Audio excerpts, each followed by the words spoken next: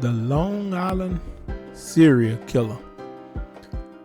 We would like to help the families of the people that suffered from the hands of the Long Island Serial Killer Rex. He allegedly killed many women. These women was working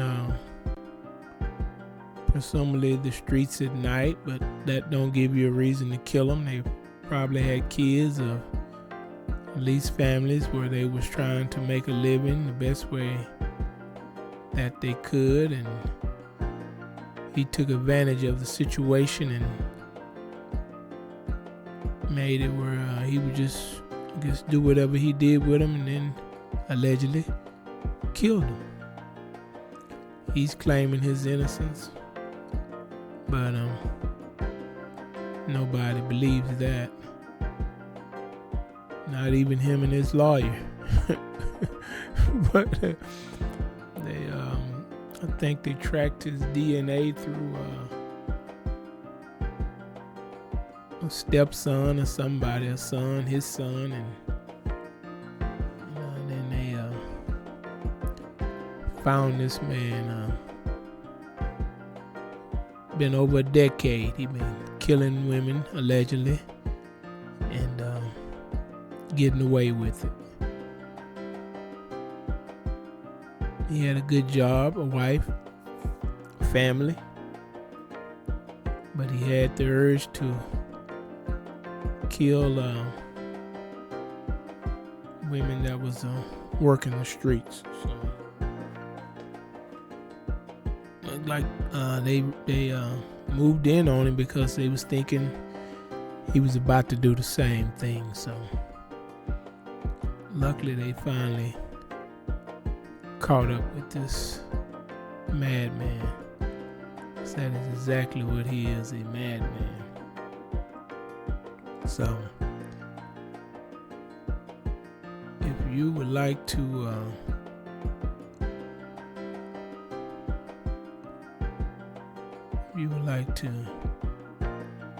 support the family, we are a non-profit, a 501c3. 100% of the donations will go to the family. So these are the women that have been missing or found deceased for over 10 years.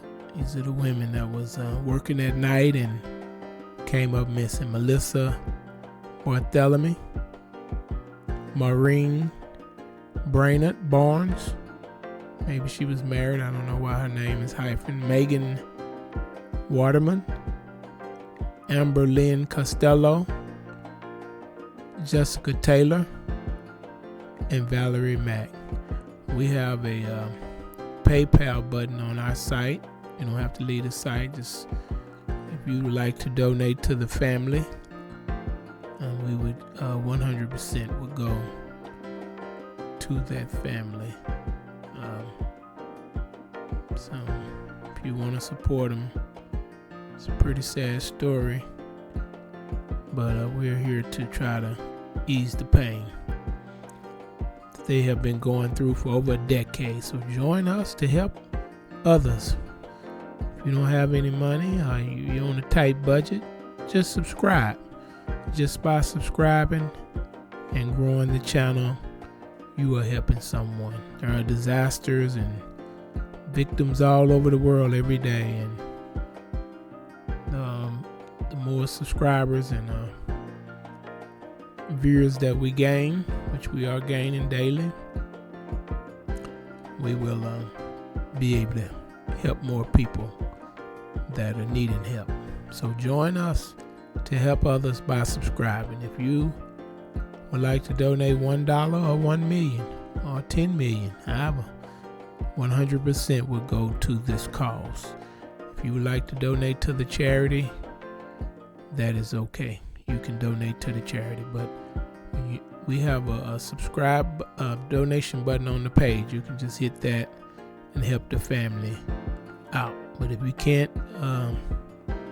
donate, just subscribe. You will be helping someone during a storm, during cancer treatment, during homelessness, or a victim of violence, as this man has reaped on the families of these people.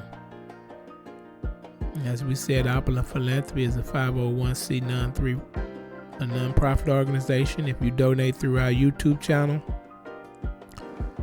100% of your donation will go to the event of your choice. We also have a website, www.opulentusa.org, and it's a PayPal button on there as well. If you donate through the website, you will also 100% will be going to the victims. We haven't posted this event, but we will by Monday. So, but there are many events on our website. If you take a look at it, you may see something in your community or someone that needs your assistance. But like I say, if you don't have any money, that's okay. Don't feel bad. You can just help by subscribing. And it's about the easiest way to help someone is subscribe. A lot of people are living on a tight budget and they can't donate, and we understand. But you can help. This channel has been growing pretty fast. Within a week's time, we've had over 1,000 subscribers and over 80,000 views in 1 week. So some of our videos may didn't get a lot of views, but some of them did. I think when you're new, we're not new, but when you start regularly recording, you have to get into YouTube's algorithm, and that takes a couple of months maybe. But once you get into the algorithm, the YouTube will start recommending the videos to other people that are interested. So it takes time. It's a process, and we will be here. So we will go through the process, and those of you that are going through the process with us that has already subscribed and donated, we want to thank you. We want to thank all the corporations that support these programs, and we want to thank their employees that also support and volunteer for Opulent Philanthropy. So thank you from the bottom of our heart. We appreciate your help and your financial support. So we definitely want to thank them, because they have been supporting this organization for a long time.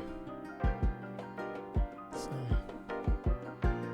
we have to thank the people that believed in us and help us to help others. And there are many corporations that probably all of them. Well, I don't. Maybe it's probably over 1,000. They have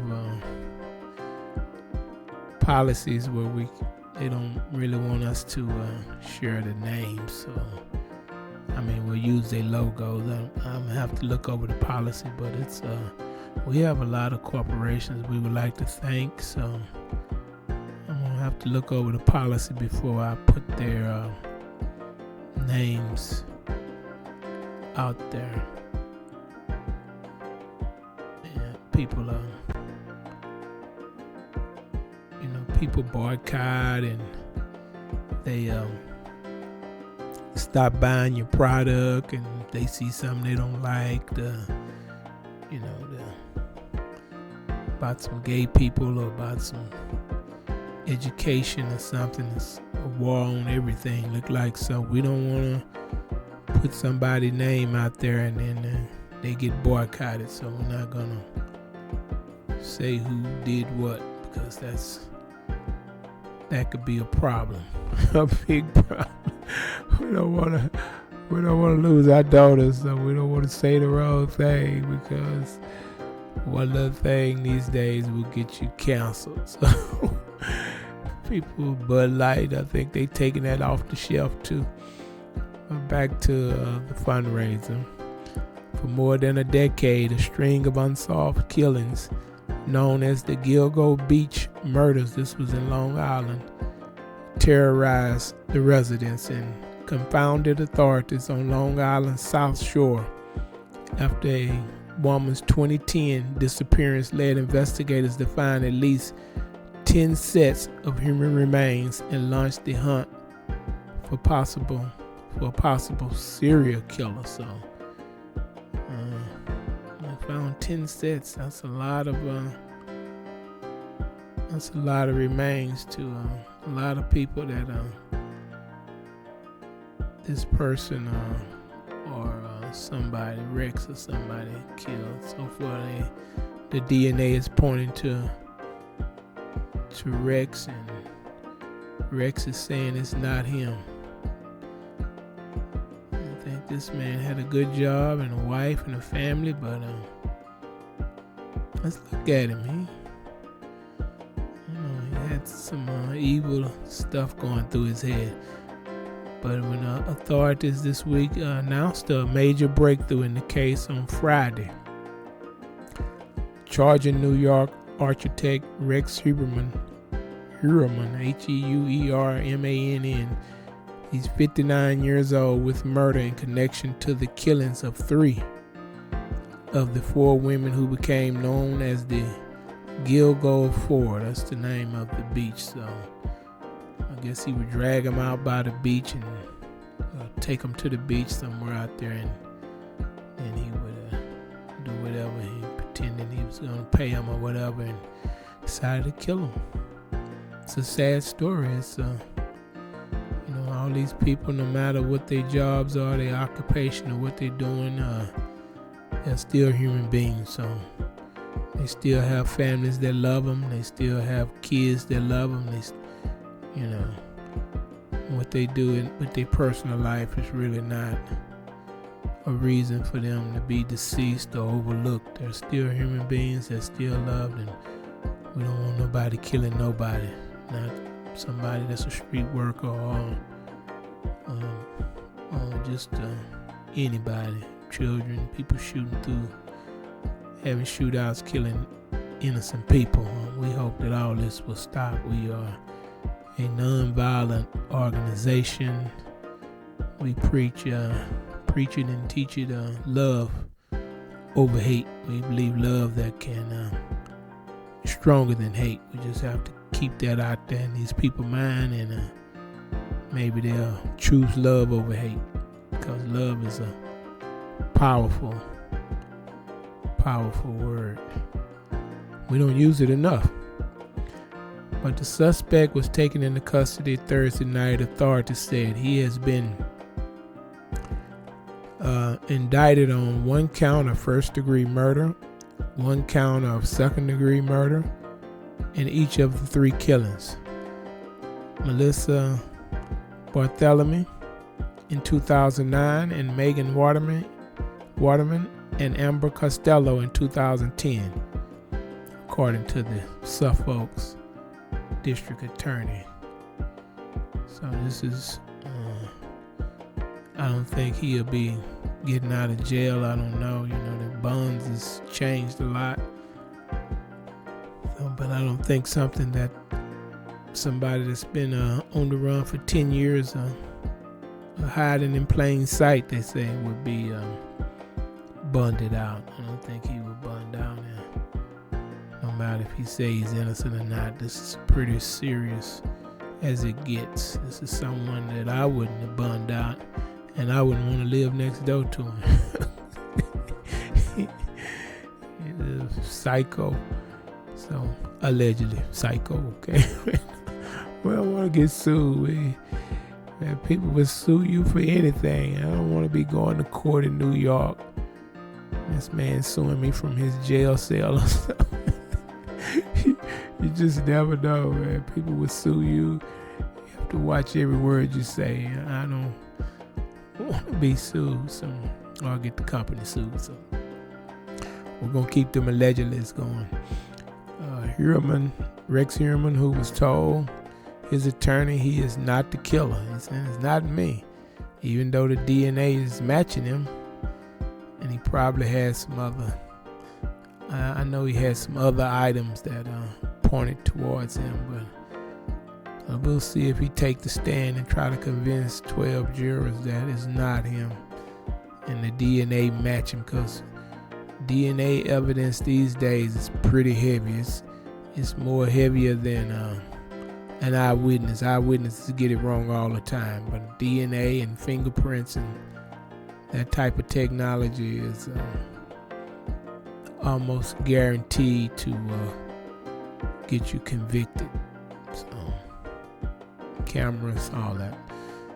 So anyway, so the prime suspect in the 2007 disappearance and death of a fourth woman is Rex again. Maureen Brainard Barnes, according to a bail application from prosecutors.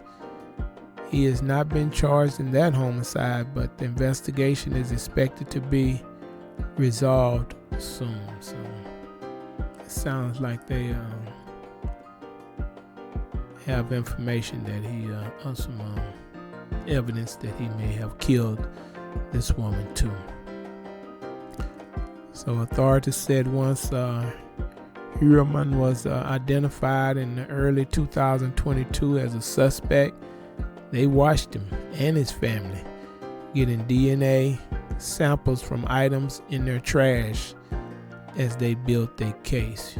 You know, DNA, if you eat something, drink something, or discard something, or throw something in the trash, they're gonna beat the trash man there, and they're gonna dig that through that trash and get that DNA, and it's gonna, and if it match up, then you're in trouble. If it don't, then they move on to somewhere else. But they wanted this guy bad. He had eluded them for over 10 years, so they wanted to crack the case. And like I say, somebody identified him, so he killed. It's 2022. He got identified. He still going at it.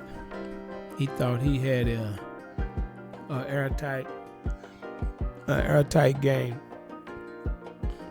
because these women was working the streets, and he felt people didn't care, so he would could continue to get away with it. But it finally caught up with him. We wish it would have caught up with him quicker, but it finally caught him before he killed someone else's daughter or mother, because this man is not a good person. He was remanded without bail Friday, so he has no bail. We already guessed that. They're not giving this man no bail. No judge. Nobody gonna trust him out on the streets. He's a psycho, allegedly. They're not gonna trust him out on the street. He's not. He stayed at home with his wife. She was safe, but I'm sure she probably wouldn't trust him either. If they let him out, he wouldn't have nowhere to go. Nobody want to close their eyes around him. This man here might do anything, especially now that he's been caught. He might burn the house down, because he don't want to. A lot of people don't want to go to jail, so now they're gonna really go cuckoo. So, but he entered a not guilty plea. Not guilty, Your Honor. I didn't do it. He did it through his attorney. His next court date is scheduled for August the 1st. So we're going to see what happens in August. Because he's not,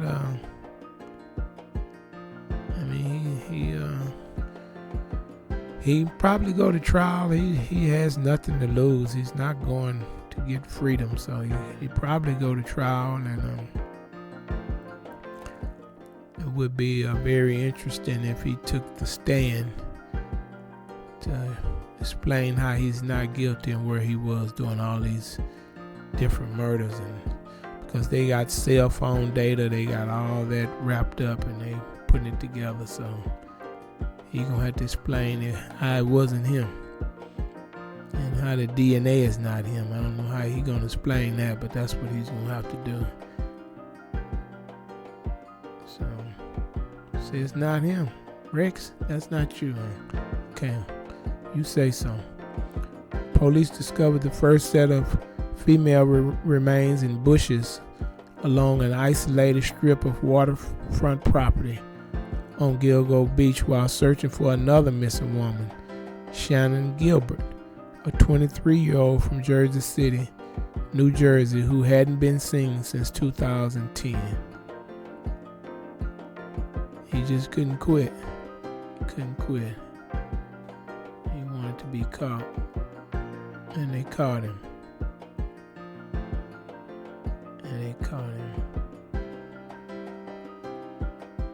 So anyway, the remains of Melissa Bartheelemy, 24, were the first to be discovered in the case during the search on December 11, 2010, according to county officials in Suffolk.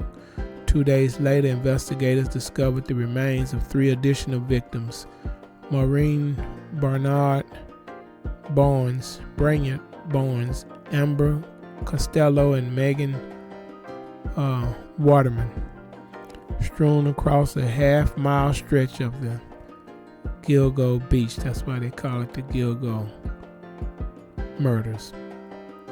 The 4 women who were wrapped in camouflage burlap worked as escorts who advertised on Craigslist and were last seen between July 2007 and September 2010. So this is how he I guess found them. I thought they was on the streets, but I guess they was working the website Craigslist and contacted him, and he met him, and they felt comfortable with him, and he was allegedly a devil in disguise. So he had other motives. Just wanted to kill somebody, I guess. Killing don't pay or something. He had some crazy stuff going on. But after Barthelemy's disappearance, authorities say her family received multiple taunting calls. And one of the calls, the suspect admitted killing and sexually assaulting Miss Bartheelemy, according to a bail application filed by the county after Heuermann's arrest. So he was harassing him. He thought he was never going to be caught. So he had the nerve to call the people and say he killed him. Like he was really out there. And the family is traumatized, and even though it's been 10 years by this story coming back up and finding the remains and catching him, it's like it starts all over. It's new because they are re-traumatized. Now it's going to be back in the news and online and everywhere else, and that's a lot for the family to relive. So it's just like yesterday when you have a loved one that dies, it never goes away. It's like they're still there, and the pain don't go away, and then you got to look at the person who did it, and that's even more pain and disgust, and it's just a nightmare, traumatizing the children, the mother. It's just a lot to put on a parent. Parents' worst nightmare is their children come up missing and they're deceased before they are. So got to be careful out there. You got a lot of kooks, a lot of people running around with bad intentions, pretending that this man here, he dressed like he was a businessman, but that don't mean nothing. That was a disguise. You heard of the devil in disguise? He was in disguise. Wasn't even hiding. Had a family and everything, so he was definitely in disguise. Police said in January 2011, calls from Barthelemy's cell phone had been traced to Midtown Manhattan, with the 2 last calls made from around Madison Square Garden and Times Square. The caller hung up too quickly for authorities to pinpoint the exact locations of the calls. So he was calling, and man, he was he had it bad. On March 29, 2011, the partial skeletal remains of another woman was found several miles east of where the bodies of the Gilgo 4 were discovered. So they keep digging up, but there's no telling how many women he allegedly did this to. Hopefully he'll confess and say where all the bodies are, and let the families bury their children and moms, and they can begin to heal, because that's part of the process when you're traumatized by these psychos out here. The woman was first known as Jane Doe before investigators identified her as Jessica Taylor. So she was Jane Doe number 5. Another escort whose partial remains were previously discovered in Manorville in 2003. So he was a busy man. He was a busy man for a long time, if he's the one that did it. I just know his wife is devastated, and children like this. You go to work and you look at this man every day, and he's telling jokes and smiling like he's a good guy, but when he probably supposed to be off a vacation, he's out killing them.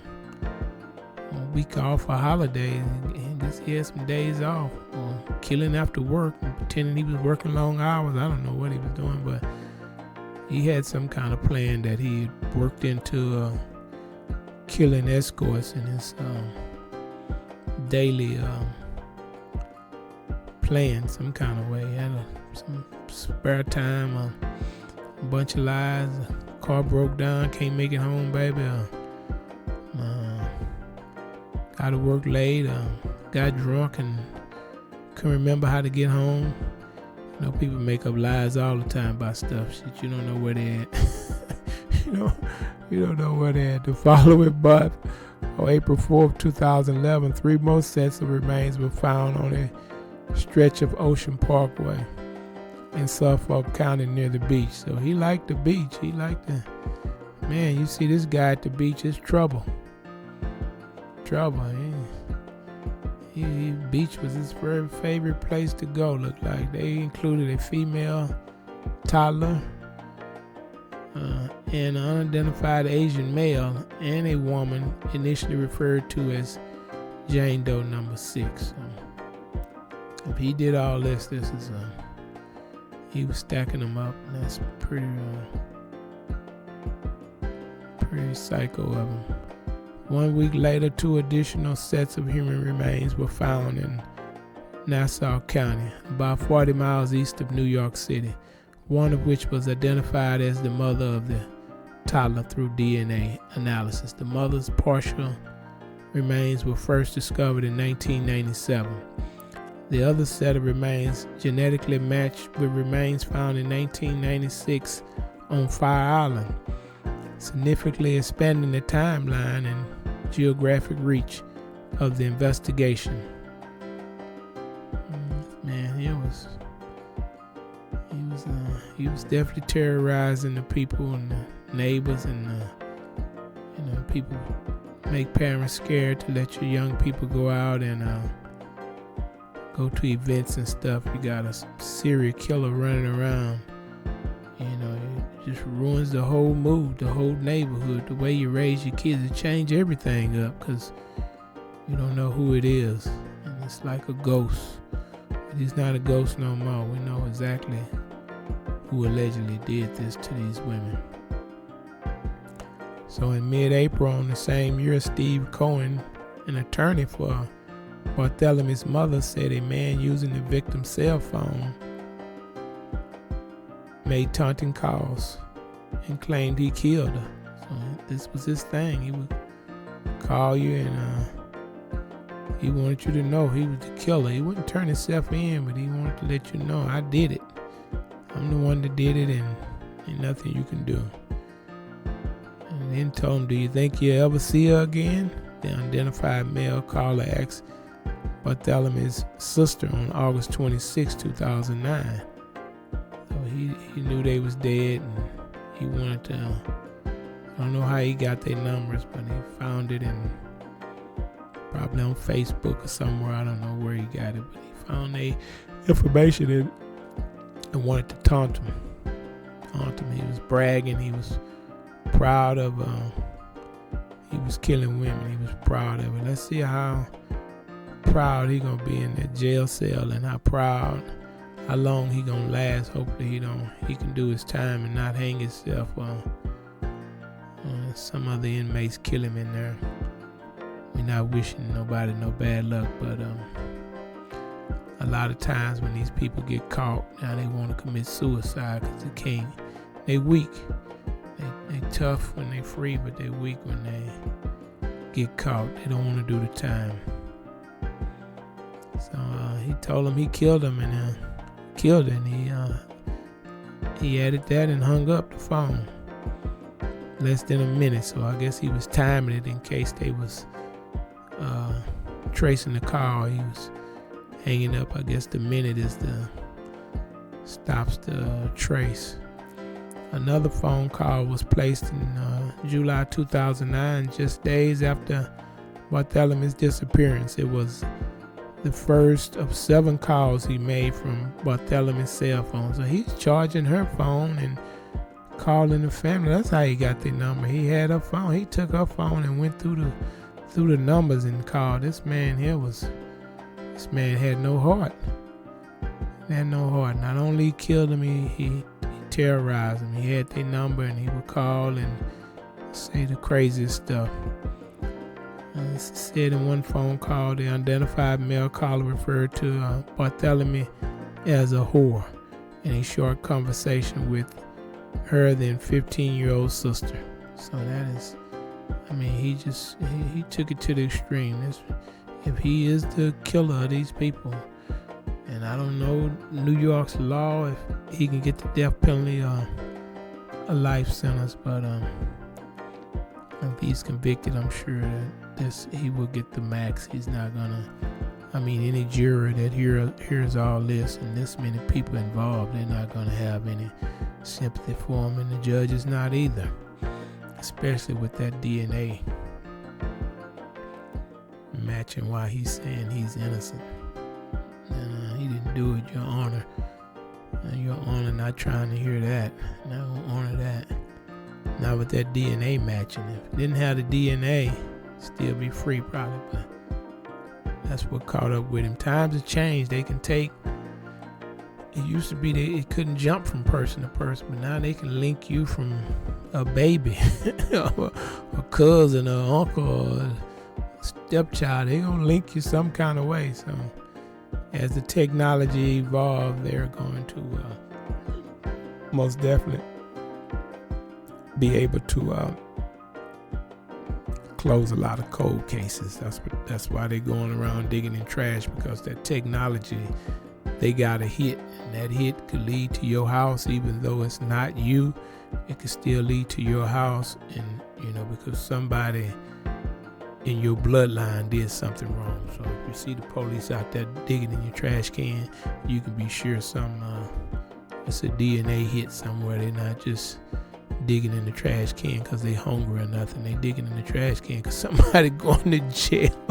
So yeah, the police make enough money to not be digging in the trash can, but this is a technique that they use to catch somebody with a DNA from a robbery or murder or sexual assault or whatever. This is a technique. So this is what you have to do. You don't want to alert the people, so you wait till midnight or whatever when all the lights go off in the house, and on trash day you show up and you dig through the trash and you try to match that DNA, and then you can get a warrant and sneak up on them when they're getting off work or getting in the car and arrest them. And so anybody out there would think that you've got away with something 10 years ago, 5 years ago, that DNA will track you, so you might not want to sleep too hard. But in the final call, the man described in graphic detail to the victim's sister what he had done sexually to Bartheelemy. And this man here, this is like, okay, you already did the ultimate crime. Now you just want to rub it in their face, and then you go home to your wife and kids and pretend you're a good guy, but you are one of the lowest. So in December 2011, Gilbert's body was found in the wooded marshes of Suffolk County's Oak Beach. The beach is about 9 miles from where the 10 other sets of human remains were found. Authorities later said they believe Gilbert's death may have been accidental and not related to the Gilgo Beach slaying. So that's what they first thought. Looked like something must have changed, or they wouldn't have said they first thought it. So police released photos of a key clue and an ID, a victim. In January 2020, Suffolk County Police released photos of what it said could be a significant piece of evidence: a black leather belt embossed with the letters WH or HM. The department was also launched a website to collect new tips. So they found something. They found a black leather belt. So I guess the belt broke. Somebody was fighting. I don't know. They found the belt. That was a piece. That was one of his mistakes. We believe the belt was handled by the suspect and did not belong to any of the victims. Former Suffolk County Police Commissioner told reporters. On May 28, 2020, the New York Suffolk Police Department identified Jane Doe as the sixth victim. As Valerie Mack, a 24-year-old Philadelphia mother, went missing 2 decades later. 2 decades later. If this is the same person, he's been getting away with it for 20 years. That's a long time to be killing people. If he'd done it for 20 years, he wasn't going to stop. So luckily they caught him. He couldn't stop. And then what was it, 59 or whatever? 54, 59. He's killing people. He's an old killer. He just couldn't quit. He was going to kill till he died again. He thought he was going to take it to his grave, but they caught him. The FBI helped identify remains, Max remains, using advanced forensic DNA technology. Just like I said, it's advancing, it's evolving. That technology is gonna find you.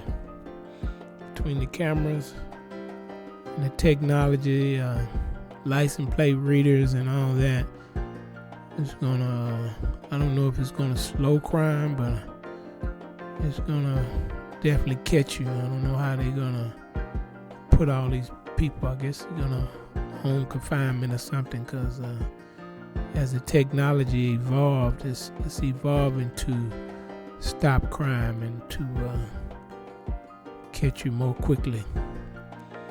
And that's a good thing. Using samples from her remains, Suffolk County investigators were able to find Max's biological relatives through genealogy, which ultimately led to her adopted family and son, Hart said.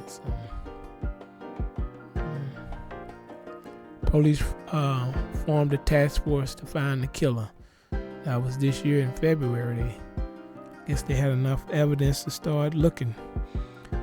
So the Commissioner Rodney Harrison formed a multi-agency task force to investigate the Gilgo Beach killings. The task force included the Suffolk County Police Department, Suffolk County Sheriffs, the New York State Police, and the FBI. Yeah, they've had it. They've had it with his foolishness. They've had it. On March 14, 2022, Heuermann was first mentioned as a possible suspect in the Gilgo Beach murder case after a New York State investigator identified him in a database, according to Suffolk County. So the investigators then started surveilling him and his family and took pieces of garbage to obtain DNA samples, even discarded pizza crust. Pizza. He bit into that pizza and he didn't finish it. They got the crust, and that's how he may have got caught. So, it's like I said, that technology, that DNA is everywhere. If you go out and you have a drink and you leave your drink on the bar, you don't finish it, or you finish it, when you walk out the door, they sneak up and get the glass and put it in a plastic bag and take it with them. So they watching. Once they find out who you are, they watching. They're not gonna come and say, "Hey, let me swab your mouth." They gonna get that warrant. They gonna just be patient, take their time. Hopefully you don't do nothing crazy, and they gonna get that warrant from that judge, and you going down. So don't think you're slick. As they closed in on Heuermann, investigators used cell tower records from thousands of possible individuals down to hundreds, and then to a handful of people. Next, authorities focused on residents who also matched a physical description provided by witnesses who had seen the suspected killer. So he was caught. He was caught and didn't know it. Authorities zeroed in on anyone with the connection to a green pickup truck a witness has seen the suspect driving, according to law enforcement sources with knowledge of the case. Later, authorities learned Heuermann drove a green pickup truck registered to his brother. He was going to get his brother shot or arrested with his foolishness. You can't let nobody use your car. You don't know what they're doing. If he was an architect or whatever he was doing, why did he have to use somebody else's truck? Well, we see why now. He was up to no good. Heuermann matched a witness' physical description, lived close to the Long Island cell site, and worked near the New York City cell sites where other calls was captured. So all that calling he did to traumatize the family, that all caught up with him. They used it to lock him up, and that's what he deserved if he's the killer. Personal cell phone and credit card billing records revealed numerous instances where Heuermann was in the general location as burner phones, which authorities say he had with him at the killings. He used the phones to call the three victims, and also used Brainard Barnes and Bartheelemy cell phones when they was used to check voicemails and make taunting phone calls after the women's disappearance. So he take their cell phones and taunt the family. It's a cold man, cold heart, had no heart. He was mad at women, mad at the world, mad at just mad. It's a madman. Was mad at the family. How can you be mad at somebody you don't even know? You don't know these people. You calling them and you taunting them and you're mad at them and you don't even know them. Like, the man got a mental defect, a bad one. Like, how you gonna be mad at somebody and you don't even know them? You're taunting them, you're killing them, you just done went like, rabbit. You off to, but you go home and you play like you're normal. You don't kill nobody at your house. You take them to the beach and they come back alive, your family. You do everything else normal, but when you're not with your family, you just turn into some type of mad wolf or something. Like you go home, you got a family, you live in neighbors, you're saying hi to your neighbors and y'all speaking and having a good time, and you got friends and all them alive and your neighbors alive. But then when you go out at night to the Craigslist, you just a whole nother you pop up. Like you rewire, like you're not even the same family person. So he definitely had two personalities, and probably needed some medication and some treatment. But now he went too far. He needed that before he started his killing spree. Well, he can probably get some type of treatment and medication in jail, because it's too late to get it anywhere else. And maybe he don't want no treatment. He might he did what he liked, I guess. He lived his life. But authorities said a search of Heuermann's computer revealed he had scoured the internet at least 200 times for details about the status of the investigation. So he's stalking the police too. Heuermann was also compulsively searching for photos of the victims and their relatives, and he was trying to track down relatives. Now what the? He gonna kill the relatives? This man was he didn't want money from him. He just gonna kill him. In late 2022, detectives recovered a cup believed to have been discarded by Heuermann, but they could not get a good DNA sample from it. A law enforcement source close to the investigation told CNN on Saturday. So in 2023, Rex Heuermann arrested in some of the killings. Finally got him. It took a long time. But sometimes that's what it takes to get somebody that's premeditated, that planned do something like this. Take a long time to catch them. But we'd rather a long time than not caught at all, because he would still be doing it. Somebody else's daughter, somebody else's mother, somebody else's sister. So luckily they caught him, because the man didn't have the will to stop or turn himself in. Definitely wasn't gonna turn himself in. He was searching to see how close they was to him. He reading the news and probably watching YouTube and typing in everywhere for the Gilgo murderers. It was him looking. He was gonna try to probably skip town or skip the country, but he didn't know they was watching him. He didn't know they had moved in on him. He didn't know they was waiting around the corner to put them cuffs on him. But he definitely was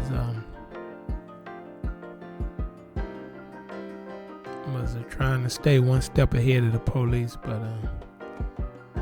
that DNA was right there, caught up with him. So in January 2023, investigators got a complete sample of Heuermann's DNA from leftover crust in a pizza box. He threw it in the trash. He was glad then. He threw it. He finally, he had a little weight on him, and he should have ate it all. You know, he greedy. But I guess he got full of something else. He got full and threw away that pizza, and that was the last she wrote about him. So during the initial examination of one of the victim's skeletal remains and materials discovered in the grave, Suffolk County Crime Laboratory recovered a male hair from the bottom of the burlap bag, I guess, the killer used to wrap her body, according to prosecutors. Analysis of the DNA found on the victim and the pizza thrown out by Heuermann's showed the samples finally matched. So they finally matched this man after 2 decades, if it's him, allegedly. Finally matched him and finally caught up with him. These people can rest in peace, hopefully, after the trial, after he's convicted, they can rest in peace. And they deserve some peace after being terrorized and brutalized and traumatized by who the county believe is Heuermann's actions. So additionally, hair believed to be from Heuermann's wife was found on or near 3 of the murder victims. Prosecutors alleged in the bail application, citing DNA testing. The DNA came from 11 bottles inside a garbage can outside the Heuermann's home. They matched the wife too, but she didn't have a clue what was going on. Her DNA was attached to whatever he was using, some hair or something, but this woman ain't had a clue that she was sleeping with a serial killer. She would have left for Long Island. She would have got out of there. This man here, his shoes, look at. She probably thanking the Lord this, if he did it, crack didn't get her. A suspect connected to some of the Gilgo Beach murders was taken into custody in New York City, marking the first arrest in the case, according to Harrison. He was transported back to Suffolk County Police Headquarters in the hamlet of Yaphank on Long Island. So they got him. His days are over with that game. That's over with that terrorizing and killing people and taking their cell phone and go through the phone and calling the families and calling the little kids and the sisters and the babies and anybody that answer. He wanted to know he did it and what all he did to the body, why he had custody of it, like why he had kidnapped him. So he was definitely a terrorist. It's terrorist right here. You don't have to go abroad. It's terrorists right here in the United States. So you don't have to go anywhere. Terrorists walking around every day, smiling, talking about how you doing, how you doing, and opening doors with the crazy. But anyhow, a day later, authorities identified the suspect as Heuermann, registered architect. This man was an architect who has owned a New York City-based architecture and consulting firm. So he was smart enough to have his own business, but that wasn't good enough. So he owned the firm since 1994, according to his company's website. The case against Heuermann came together over 2 years with the restart of the investigation, in which investigators used the power of the grand jury, including more than 300 subpoenas and search warrants, to collect evidence and tie Heuermann conclusively to the murders. Tierney said during a news conference, and authorities have hinted more charges could be coming. Noting in court documents, Heuermann has been tied to at least one other disappearance, that of Brainard Barnes, of a woman who was later found dead. So that's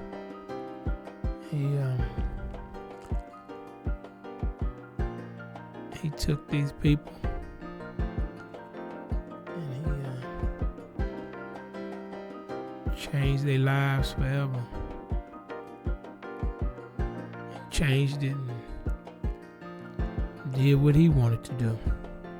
And families, I know they are grateful for all the people that search for their loved ones all of these years, and we are also happy that they can get some closure of knowing what happened, who did it, and that they have been brought to justice to pay for all the heartache, the pain, the tears, the waiting, the unknown, the phone calls. These people had to go through phone calls for scared to answer their phone because psycho is calling. You see the phone ringing and it's your daughter's or your sister's number. You thinking she's alive, so you excited. You're gonna answer that phone. It's my sister calling. The first time at least anyway. You're gonna be, oh, there she goes, she calling, she all right. You don't know where she was, but you answer the phone and it's the killer on the line, torturing you, letting you know, don't get your hopes up. You think she's coming home. This is a real disturbed person to go this far and then to go to court and said he innocent. No, you should go to court and explain to the judge the same thing you explain to the young kids, to the mothers, sisters. You need to go and explain that to the judge. Don't pretend that if it was you, allegedly, if it was him, don't go to court talking about you're innocent. You've been so intent on saying that you the one did it and how you did it and all that. So you should just continue your story, your truth.